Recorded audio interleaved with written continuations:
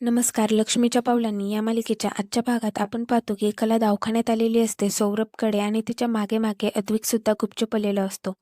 ती दार उघडणारच तर तेवढ्यात रजनीचा फोन येतो आणि आतमध्ये नेना आणि सौरभ बसलेले असतात. नेना सौरभला रिंग देते आणि बाहेर येते. पण कला रजनीसोबत बोलत असते, त्यामुळे तिचं काही खास लक्ष जात नाही आणि नैनाचंही कलाकडे लक्ष नाही जात. रजनी कलाला बोलते कुठे, तर कला बोलते बाहेर आलेले, जरा काम होतं. रजनी बोलते अगं आबांच्या गोळ्या संपल्यात, आणते का येता येता. कला बोलते हो आणते ना, आबांचं प्रिस्क्रिप्शन पाठवा, आणते मी, आणि फोन ठेवते. तर तिथे नेना चाललेली असते. ती बघते की अद्विक सुद्धा येथे आलाय.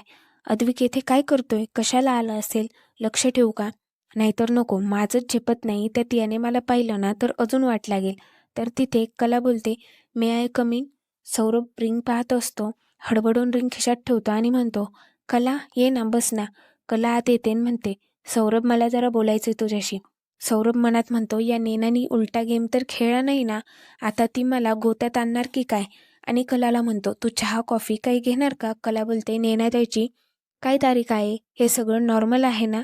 सौरभ बोलतो का, काही झालंय का.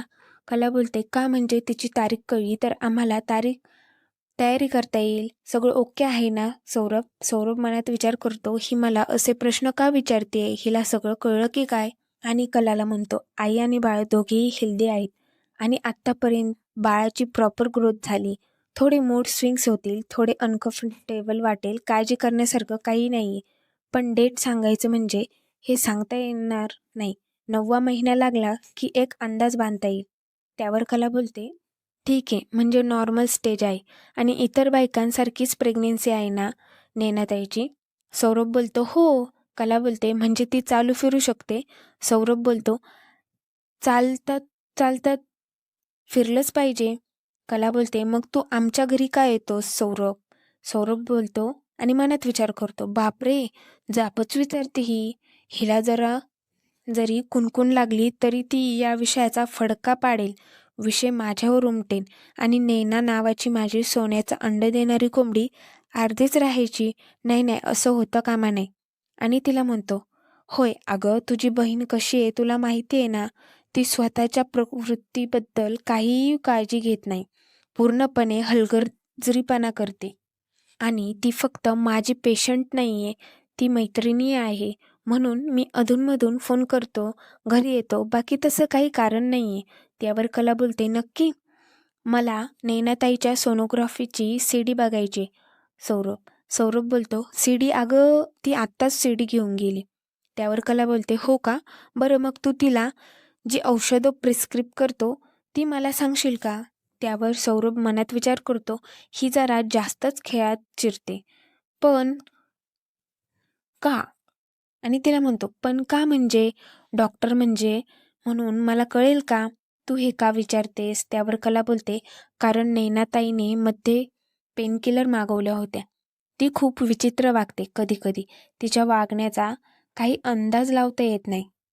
त्यावर सौरभ बोलतो अगं डोंट वरी, बाळाची न आईची प्रकृती एकदम छान आहे, काही काळजी करायची कारण नाही आणि तिचे फक्त मूड स्विंग्स आहेत, डोंट वरी. कला बोलते नक्की हेच कारण आहे ना. सौरभ बोलतो 100%. त्यावर कला बोलते थँक्यू माझ्याशी नीट बोलल्याबद्दल, येते. त्यावर सौरभ बोलतो खूप जुनी ओळख आहे आपली, काही ती विचारू शकतेस, प्लीज प्लीज. दार खोलतो आणि कला बाहेर जाते आणि रिंग खाली पडते. ती मागे बघते पण तो पाय ठेवतो. मग कला निघून जाते. थोडेसे पुढे येते आणि तिथे चांदेकर उभा असतो. तो तिला काय विचारतो. कला बोलते काय म्हणजे काय. त्यावर अद्विक बोलतो तेच काय, तू इथे काय करते. त्यावर कला मनात विचार करते अरे देवा, आता याला सांगू का नको नैनाताईबद्दल. नाही नको, राहू दे, परत उगाच शंका दूर होण्या सुद्धा परत परत तेच बोललं जाईल आणि विषय चिवडेल. त्यावर अद्विक बोलतो बोल. त्यावर कला बोलते अरे यावं लागतं कधी कधी मुलींना स्त्रियांच्या डॉक्टरकडे. त्यावर अद्विक बोलतो कशाला. कला बोलते तू का मला नवऱ्यासारखं विचारतोयस, म्हणजे तू वागतोस का तसा, तुला नाही कळणार. त्यावर अद्विक बोलतो सांग. त्यावर कला बोलते हो माझं काहीतरी पर्सनल काम होतं, आणि जाते. तर अद्विक तिच्या मागे मागे जातो. ती बोलते काय आहे माझ्या मागे मागे, काय येतोय, तुला राहत नाही का माझ्याशिवाय? त्यावर अद्विक बोलतो, काय वेडी झाली काय? मी का तुझ्या मागे मागे करू? कला बोलते, मग कशाला आला इकडे? त्यावर अद्विक बोलतो, माझं होतं काहीतरी पर्सनल काम. कला बोलते, इथे ह्या डॉक्टरकडे. असे बोलणं चालले असतं आणि कला बोलते, आता घरी चाललाय ना, मलाही घरी घेऊन चल. त्यावर अद्विक बोलतो, तुला फुकटची लिफ्ट हवी? कला बोलते, हे बघ, आजोबांनी हे औषधं घेऊन जायची रस्त्यातून. रजनी मॅडमचा फोन आला होता, मग दोघेही जातात. तर तिकडे घरी सरोज फोनवर बोलत असते. रजनी आबांसाठी पाणी आणते आणि म्हणते, तुमच्या ज्या गोळ्या संपल्यात कलाला आणायला सांगितल्यात. तर तिथे बाहेर कला आणि अद्विक आलेल्या असतात. अद्विक कलाला बोलतो, तुला नीट बसता येत नाही का गं बाईकवर? त्यांचं सुरू असतं. ते घरात येतात आणि मग आबा आणि रजनी बोलतात. रजनी आबाला बोलते, बघताय ना आबा, आजकाल हे दोघे सोबत येतात, सोबत जातात, सोबत सगळे कामं करतात.